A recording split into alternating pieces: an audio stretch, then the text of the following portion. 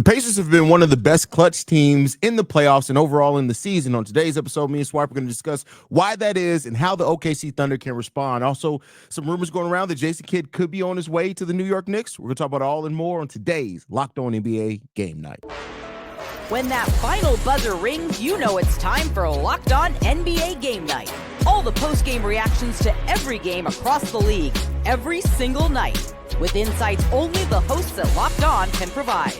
It's the true NBA fans' one stop for all the action. Every game, every night. It's Locked On NBA Game Night. Tipping off now. Thank you for tuning in to Locked On NBA Game Night, where it's every game, every night. My name is Hayes. I'm the host of Locked On Bulls. I'm joined, as I am every Friday night, by one of the hosts of Locked On Nuggets. Swipe is in the building.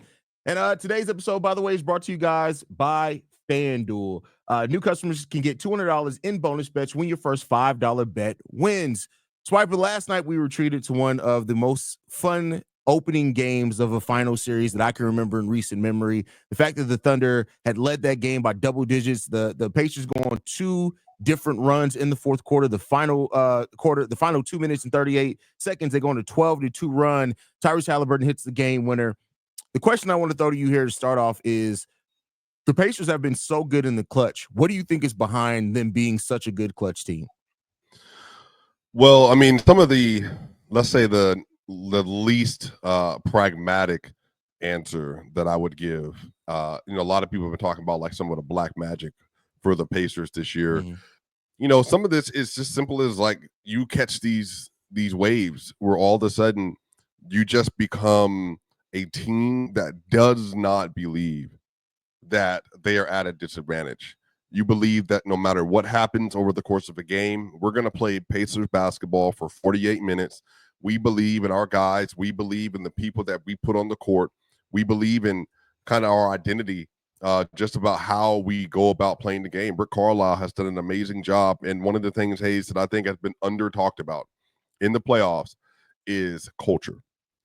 And the Pacers, their culture is not like a never give up, as in, just something that's like kind of passive and, we're always going to keep fighting.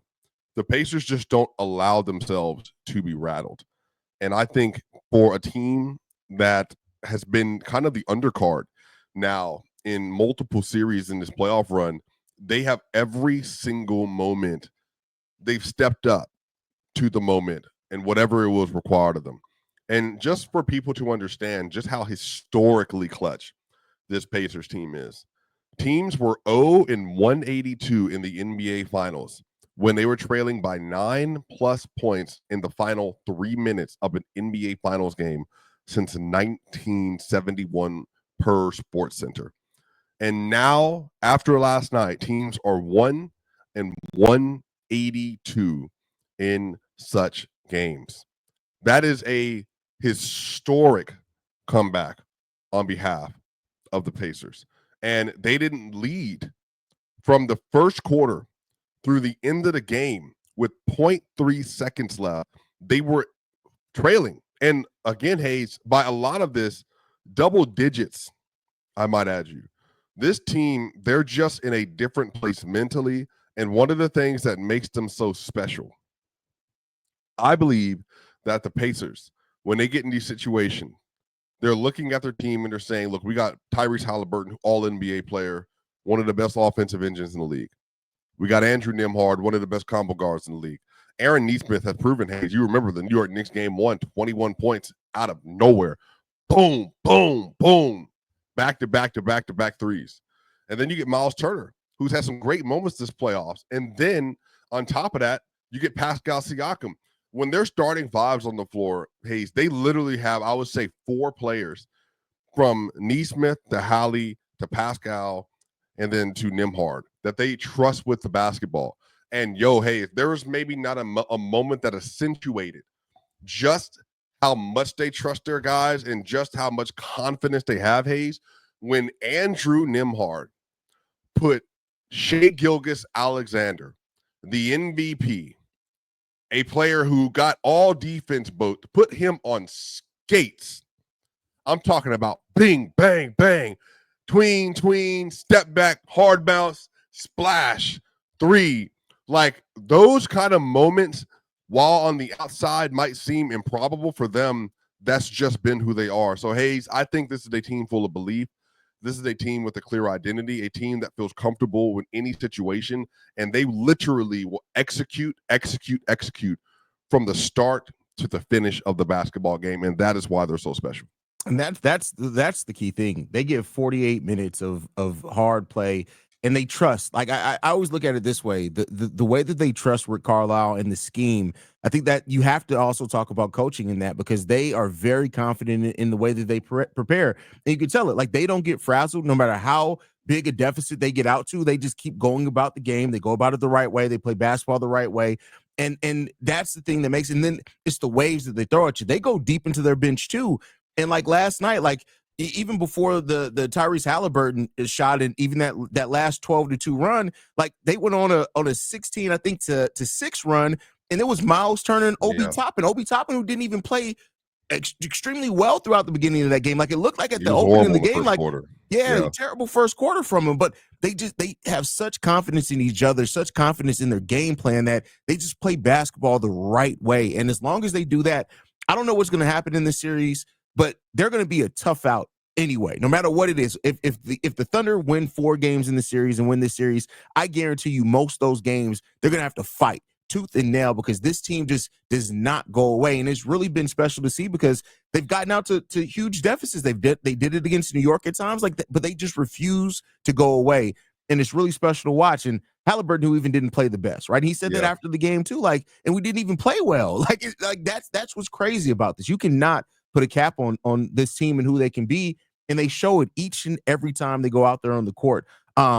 Rick Carlisle, like I said, I keep giving him his praises, because to me, I'm a big X's and O's person, especially in playoff basketball. I feel like that's a lot of times what separates team is how they prepare and how they adjust. And Rick Carlisle, man, if he finds a way, if this team finds a way to defeat the Thunder, he would not only be the underdog and win against the Thunder, but 2 of the best championship runs in the last 15 years. Yeah, against the Heatles as well with the Dallas Mavericks. It'd be crazy. It's what the defending champions well. Rick Carlisle in multiple iterations, Detroit Mavericks, and then now with his Pacers team. And honestly, not even just the first Mavericks, but the second iteration of the Mavericks too. Hayes, you know, he had some falling out with some stuff that happened with, the locker room and everything. But everybody, when he went to the Pacers, I think a lot of people were just kind of like, okay, well, he's kind of being discarded. And he's proven that I'm one of the best coaches literally of the 2000s. And he honestly has done such a stupendous job. Like, Hayes, one of the things that I think he gets the most credit for, obviously Buchanan, the GM for the Pacers, gets credit for as well. They got important minutes from Thomas Bryant yesterday, who in 8 minutes gave them enough, gave them 5 points. And honestly, when he was out there defensively, I was like, man, I think he's about to get taken advantage of. And he didn't have a great stretch, but he made a huge 3 in the corner. He's able to get a dunk, I think, on Isaiah Hartenstein. And then, honestly, another part of this, too, Benedict Mathurin, he only made 1 basket yesterday, Hayes, but what I loved about what he did, when Nembhard wasn't covering SGA, it was Benny who was on him. Benny stayed in front, kept his hands out of the cookie jar, and absolutely walled up versus one of the, I think, 4 best scorers in the NBA, and such a great job. And we'll talk about Shai here in a little bit. Shai had a terrific game, and I definitely expect for the others around him, the other all-NBA player they have, to step up in game 2. They're going to need to, or else they're going to be in serious trouble. But you get great contribution from Benny. You get contribution from Ben Shepherd. Obi Toppin, to your point, 17 points, 5 threes made. And honestly, Hayes, when the first half was happening, in the first quarter, Obi threw some of the wildest passes I had ever seen from a player in that setting in the finals. He was literally getting trapped, tried to make a desperation throw out the half court, and 2 of them went out of bounds. And I'm just like, yo, 3 turnovers from like your 7th man? You can't do that. But again, Rick Carlisle, he didn't allow for them to get stuck in the things they weren't doing well. And Obi Toppin literally ended up changing the game in the second half, countering what Lou Dort did for the OKC, making 5 threes in 3 quarters. I mean, just all the way around, man. Like, again, they are just the perfect new age 2025 basketball team, Hayes. They got 6 players in the playoffs that are averaging 10 or more points. No one on the roster is averaging more than 20 1 point a game. They are just doing everything that they can to buy into a collective identity. And Hayes, they're on the path to perhaps having one of the most improbable, special, and all-time great NBA Finals runs that we have ever seen. Man, listen, and you're not wrong. If they win this finals, they find a way to defeat the OKC Thunder. It has to be one of the, like you said, one of the most improbable finals runs that we've ever seen, especially when you look at like mid-season around there. Like the Pacers weren't playing the best to start off the season. They slowly got better over time. They end up having an over 50-win season. Like everything, just so many story points in this. Tyrese Haliburton, most overrated player, the choking in New York. Like there's so many seminal moments that you could look at in this series that would be so great from the story standpoint that they have an amazing chance in front of them. But we're going to continue the conversation, but we're going to flip it and talk about the OKC Thunder, what the OKC Thunder to do to respond to what the Pacers did in game one. But first, we got to get to a message from FanDuel.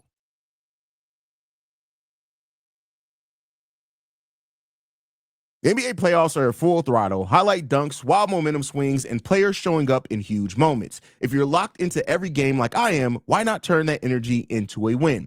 FanDuel makes it super easy to get in on the action. I've been tracking playoff performances and jumping in same-game parlays based on how things unfold. If I see a player heating up mid-game, I'm adding a prop on the fly. You can even combine live bets as the game changes. There are just more ways to play smart and cash in. After going into game one as a 9.5-point underdog, the Pacers are now an 11-point underdog in game two. No respect. You can also get prop bets on SGA and Haliburton. And here's the best part. If you're new to FanDuel, now is the perfect time. Sign up, place your first $5 bet, and if it wins, you get $200 in bonus bets. So why wait? Make every moment more with FanDuel, official sports bet partner of the NBA. We're Locked On Game Night coming up next. All right, Swiper. So we talked a lot about the Pacers and how special of a team they are, what went right for them. The OKC Thunder in this game forced 24 turnovers. They don't convert that to a lot of points off turnovers, surprisingly enough. They shoot the ball like 38% from the field. What do the Thunder need to do in game two to respond to what happened in game one? I think personally that they shouldn't change much of anything. You know, Mark Daigneault and a lot of people are criticizing on the back end of this. He changed their starting lineup. They've had the entire playoffs, and he rolled out Cason Wallace in place of Isaiah Hartenstein. And he wanted to play versus this Indiana team that is a 5-out offense that passes the ball like madmen. And they wanted to make sure they had the personnel on the roster to be able to combat how they're playing offensively. And just for context too, Hayes, I tracked this. This is from I found at NBA.com. Last night, OKC, they threw 207 passes total as a team, 13 assists, 36 assist points created. Indiana threw 350 passes and had 24 assists and 69 assist points created. So you see two completely different play styles. They have the one on one hand that passes the ball every possession many times. And then on the other end, you have an offense with the OKC Thunder that's very ISO heavy. And we want to get to our spots and we want to see how well we can perform in these situations. But here's what I'll say. J-Dub, you know, at one point, Hayes, he was 3 of 12 from the field. He ended up 6 of 16 in the game. But for a player of his stature, and I say his stature, even though he's only in year 3, he's an all-NBA player. 6 of 19, rather. He's an all-NBA player. Like, they expect greatness from him. They expect him to be able to hit shots and to do his job. And yesterday, he had 17 points, 6 assists. And his defense was really good. But the shot conversion wasn't there. And then you get Chet Holmgren, another player who's a borderline all-NBA level player. 6 points, 6 rebounds. Got outplayed, as I actually predicted on another platform, Miles Turner. I just thought he just was a little bit too timid yesterday, a little bit too soft around the rim, was a little bit worried about Miles Turner, weak side, blocking the shot. Cason Wallace, who started, was 3 of 9 from the field. Alex Caruso was 3 of 8. I actually thought he was really good yesterday, but the scoring's not there. Isaiah Hartenstein, 3 of 5. Airballed another sideline floater. I mean, several different things. They got production from Lou Dort, but they're going to need these other players to step in and to do their job and to hit the shots that they need to hit. Now, they already forced. The thing is, like, hey, it's not as if they didn't win certain important things. They did. Like, they forced 19 turnovers. 19 turnovers from the Pacers in the first half. 19. They had more points in the paint yesterday. They had one less second chance point, and they had one more fast break points. They were doing a lot of things really well. They didn't turn the ball over. They only had 6 turnovers. But here, OKC, 13 assists. And that is the other thing as well. The Pacers, they want to make you into a one-track mind team. Like every round they have played in, Giannis Antetokounmpo went off, had a crazy scoring series. And then you look at the next series, Donovan Mitchell went off, had a really good scoring series. Jalen Brunson, another player, really good scoring series. They've had 3 players they played against average 30 or more points per game on pretty good efficiency. SJ had 38 points on 30 shots last night. Like, for SJ, that's great. You need to keep doing that. But for the Pacers, they're like, please, because the more shots that we can limit your one player to, the more we can focus on one player and then load up. And then that way, nobody else is eating. They want to keep the assist totals low because they don't want the ball moving. Because what they found, that their defense is best when you're stationary in front of us, and then we can rebound on the other end and get ready to run in transition or go set up a half-court offense ourselves. So all the way around, I just think that the players around SGA, J-Dub, Chet, Kaysen, and others, they need to play with more aggression. They need to get to the free throw line. If your jumper isn't going, go attack the basket and try to force the issue at the rim. And SGA, you need to have another follow-up performance. You don't need 38 points, but you're definitely going to need 28 to 34 points. Do your job, play like the MVP, and on the other end, close the door too. Because again, they were up double-digit haze for a lot of this game. But all of a sudden, they started missing shots. The Pacers got hot. The Pacers felt good. And next thing you know, you're down 0-1 at home, just like you were in the second round. Yeah, they're gonna have that. Game 2 is a must win because you do not want to be down 0-2. And I think the thing for the Thunder is like you found a way to make turnovers, forcing turnovers a legitimate part of your game. That's a legitimate part of just their game plan and everything that they do. But you have to be efficient offensively. And the thing with that is if the Thunder don't shoot the ball well, it against specifically this team and the Pacers, because the Pacers are the team that they are fine taking whatever you give them, meaning that if you try to stop them from penetrating, okay, cool, we'll shoot out from the perimeter. If you give that up, we'll shoot mid range. We're fine doing that too. Like, they are so varied in the way that they attack that it's going to be really interesting to see what they adjust to going into game 2. Because the Pacers they're just ready for just about anything. So I think the Thunder are going to have to make this a game because they're not as good of a half-court offense as the Indiana Pacers, and the Pacers play good enough defense to try to make them a half-court team. Not to say that they can shut them down, but they play good enough. They're active enough to turn them into a half-court team. So the Thunder are going to have to be more efficient on scoring off turnovers than what they were in the last game. Yeah. And think they're going to have to shoot the ball better. They're going to have to take some time and do more efficient offense. Now, the problem is that it actually plays into the way Indiana likes to play. If this turns into a half-court game, you're playing into the strength of the Pacers then. But it's almost like a pick your poison for the Thunder. And, they're the better team, make no mistake about it, but that's where matchups matter. Matchups really do matter. It's not just about the skill level. And this is a game or a series where the Pacers are going to be able to play the matchups, and a lot of them potentially could go in the Pacers' favor. It just depends on shooting variance and things like that, which is crazy to say at this point in the series already. Yeah, I mean, here's what I'll say. I said this again on another platform earlier today. The Pacers players believe they can win this series. Yes, they should. But I think as an organization and as a coaching staff, we believe that if it's 1-1 going back to Indiana, we can take care of business. But I want game 2, and I want it bad. And the way that I describe it, Hayes, is if I wanted the players, I'm out for blood. It's one game at a time, but I want game 2. And the reason why, OKC is going to come out with their hair on fire. Yes, the crowd is going to come out with their hair on fire.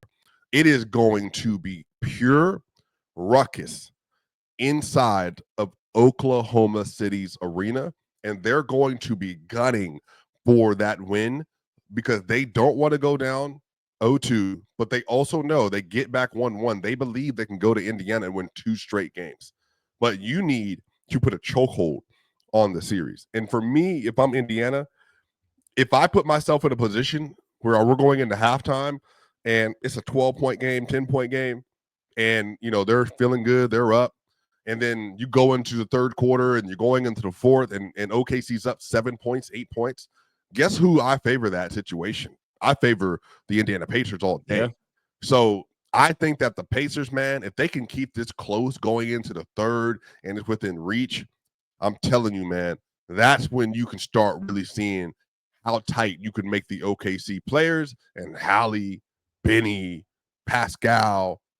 I mean, everybody, man. Neesmith, Miles, Nimhard.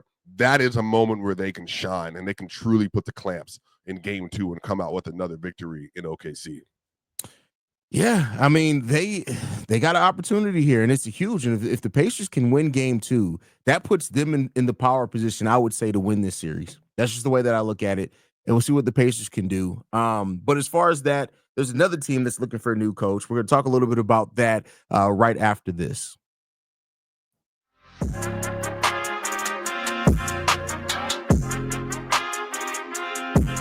All right, Swiper, let's get into it. Last topic of the day before we get out of here. It was reported a little while ago that the New York Knicks wanted to interview Ime Udoka and Jason Kidd. At that same time, it was kind of the Ime Udoka, the Rockets weren't going to allow that to happen.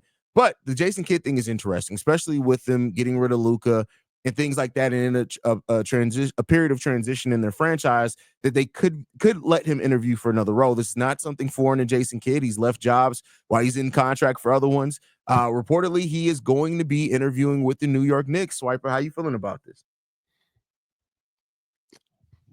It would be interesting. I think for me, it's like, what would be the upside? Like, is it just that much better of a job to have coaching, OG Anunoby, Mikal Bridges, Jalen Brunson, Karl-Anthony Towns, going into the New York market, James Dolan? I think he's really changed his public persona over the last several years. Thank you, Leon Rose, for that. Mm-hmm. And maybe it is a better situation, but I don't know, man. Like, the Mavericks got Anthony Davis. They got Kyrie coming back at some point. They're going to get Cooper Flagg. Like, they have a loaded roster. Najee Marshall is going to be one of the sneaker Caruso type players next year when he's on a real contender. Like, the team is going to be competing, and then all of a sudden it's like, man, where did this dude come from? He's already a really good player, already had a really good year, but he's going to be even better next year. They have all the pieces. Klay Thompson, PJ Washington, and them are still there. They could try to get a swing for a better player. They can try to get Kevin Durant, or see if they can get Giannis Antetokounmpo, or if they want to make a smaller move than that, Trey Murphy. I mean, who knows? They have the room. So I guess I really would want to know from Jason Kidd's standpoint, why would he feel that the New York Knicks job would be better for him?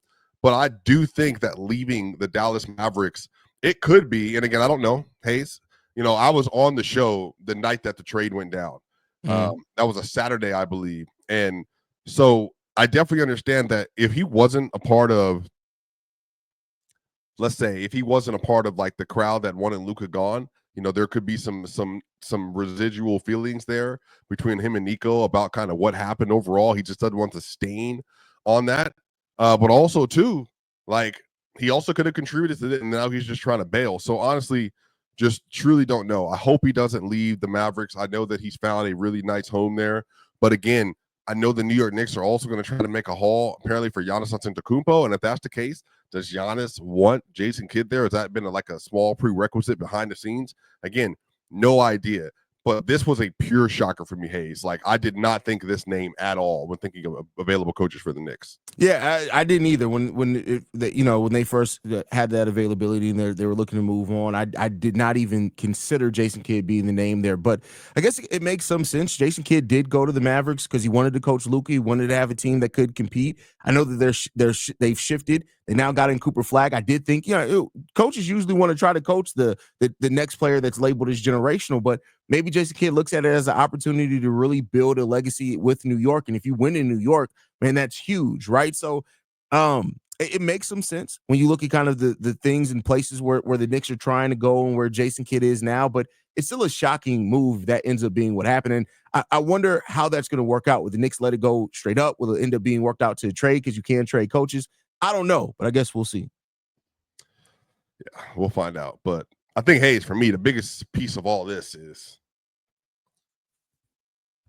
there going to be a Nigerian Grecian man on the move this summer that would absolutely tilt the way the league is structured. And look, Giannis, man, I still think Giannis is one of the two best players in the sport.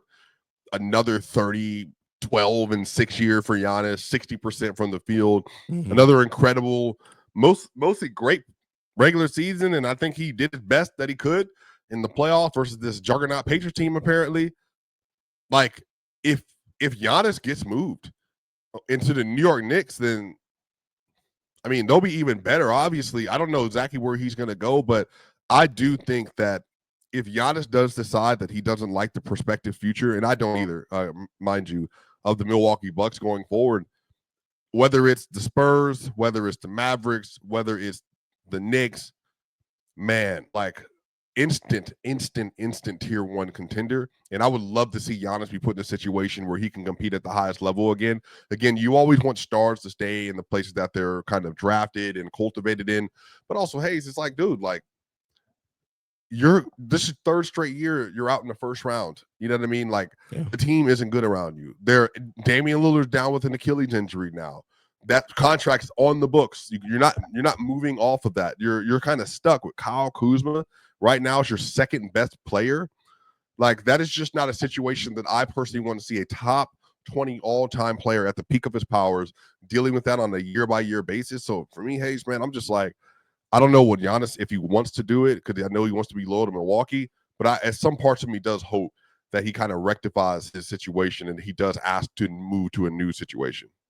Yeah, that's a fact, and we shall see. But if Giannis and Jason Kidd end up joining forces in New York, that's an unexpected move. If New York's able to just swing something like that, that's definitely a power move in the Eastern Conference, especially with Boston, not having Jason Tatum the most next year. But we shall see. Before we get out of here, just real quick question, Swiper: have your predictions on the finals changed at all with Game 1? No, I still at OKC in 5. I'm not going to move off that as of right yet, but it's not because I don't believe it will change. I just don't want to like change my pick right after the first day. Yeah. But also too, updating information, like there's a part of me, honestly, Hayes, that wants the Pacers to win the finals. Like, I just think about this story. Tyrese Haliburton gets traded away from the Sacramento Kings. Aaron Nesmith, bench player for the Boston Celtics, gets traded to the Pacers. Pascal Siakam, literally, Hayes, an all-NBA player, was traded for a bag of Skittles to the Indiana Pacers. Miles Turner, for years, was considered a career loser, wasn't worth an additional contract. People thought that he wasn't worth the $20 million he was getting paid. And then you get Andrew Nembhard, a player that was really good at Gonzaga that I felt should have been a first-round pick. It's a second-round pick, 31st overall, already gotten paid. He got some money he's making now. But again, people didn't expect a lot of great things from him. Obi Toppin, cast off top 10 pick from the Knicks. You get all these players on this roster and you put them together under Rick Carlisle, who himself is a cast off out of the Dallas Mavericks situation. If you tell me, Hayes, that this team is able to win an NBA championship with not even a bona fide top 10 player, but a bona fide top 2 roster in the sport that believe in culture and identity more than anything else, and they just have the heart of champions. And maybe this is the year. Maybe, Hayes, you don't get this many game winners from Hallie unless you're going to win a title. He has a game winner in every single series so far this year. Yep. The team has been great in the clutch. They're overcoming adversity. They're playing defense. They're locking in. Since January 1st, they've been the best team by a record with Tyrese Haliburton in the lineup in the Eastern Conference. Hayes, maybe it just was their year all along, but somewhere in the distance and in the corner of the NBA streets, they were just lurking and waiting for their opportunity. And when the time came in the 2025 NBA playoffs, they took hold of everything that was in front of them. They beat the Bucks, beat the brakes off the Bucks, beat the brake off the Cavs, beat the brakes off the Knicks. And now they're facing down one of the greatest teams that's ever walked the face of the earth, especially defensively. And they beat them, Hayes. That would be a story worth writing and telling for years to come. And we shall see. We shall see. We'll be right here to cover it here on Locked On NBA Game Night, man. Make sure you guys go and check out Swiper over Locked On Nuggets. That's one of the best shows you'll find overall on the network. They all do a really good job over there. You guys can follow me over at Locked On Bulls. We'll be back on Locked On Game Night every Friday night, me and Swiper. But we'll have you covered throughout the weekend as well, with Game 2 going down on Sunday night. So make sure you guys stay in tune with us and locked into this channel there. Locked On NBA is available on every podcasting app and platform of your choice, as well as YouTube, the Amazon app, Odyssey, and more. So we'll see you guys next Friday.